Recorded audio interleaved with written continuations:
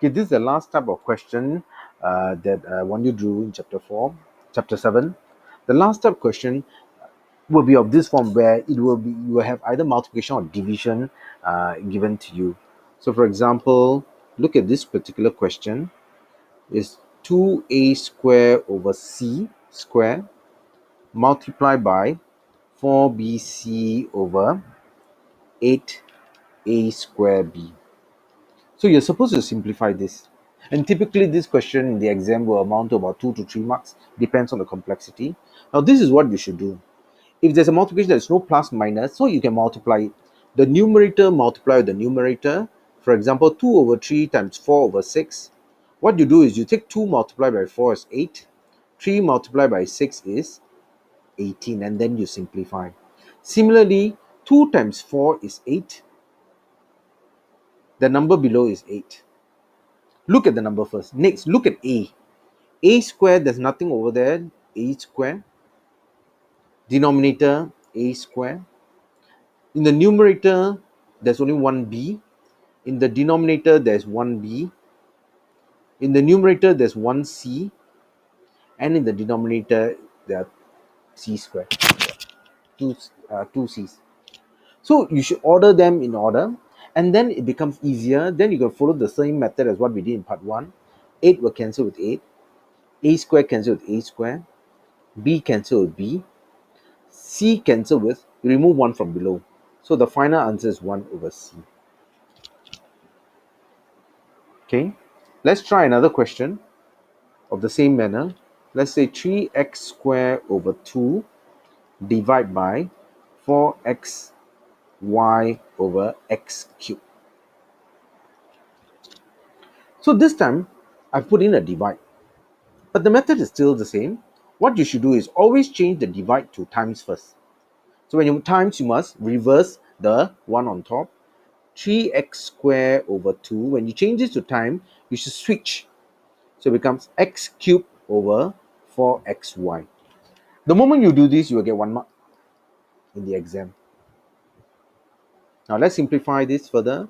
Again, the same method. Look at the numbers.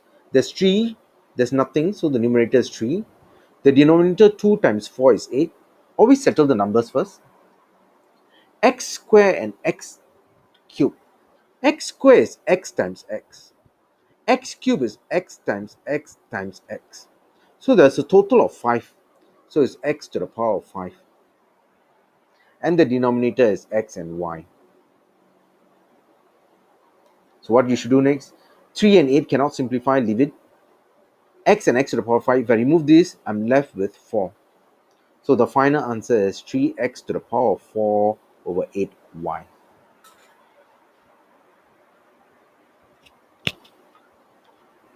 Let's try another question.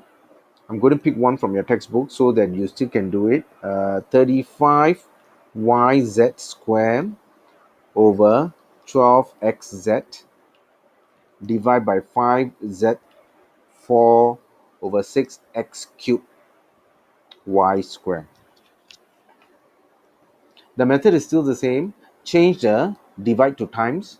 So you have 35yz square over 12xz times 6x cubed y square over 5z to the power of 4.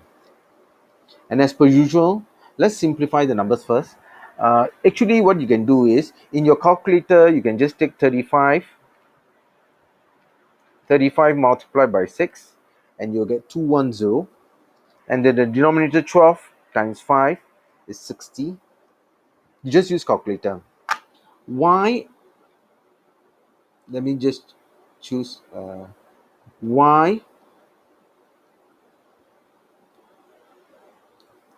y multiplied by y square is actually y cubed.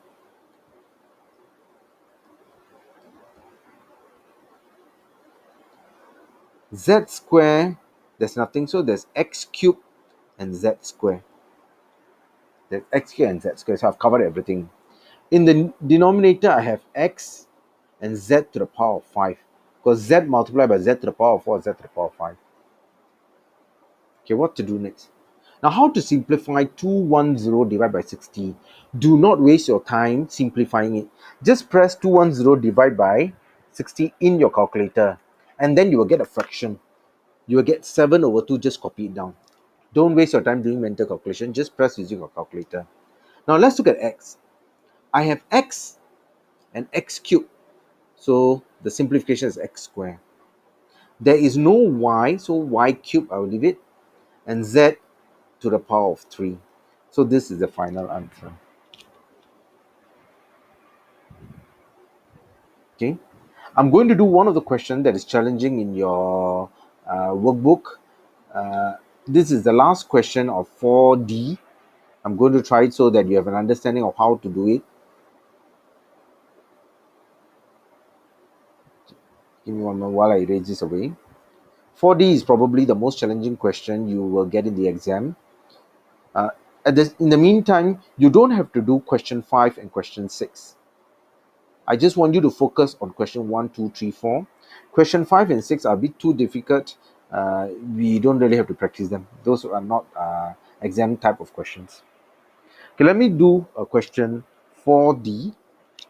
So you have 2x minus 6 over 5x plus 5y times 7y plus x over 8xy minus 24y. The important thing for this kind of question is you must always try and factorize where possible. Always factorize. So for example, for this case, 2x minus 6. So you can factorize 2 out and you're left with x minus 3. And for this case, 5x plus 5y, you can factorize x out, you're left with x plus y.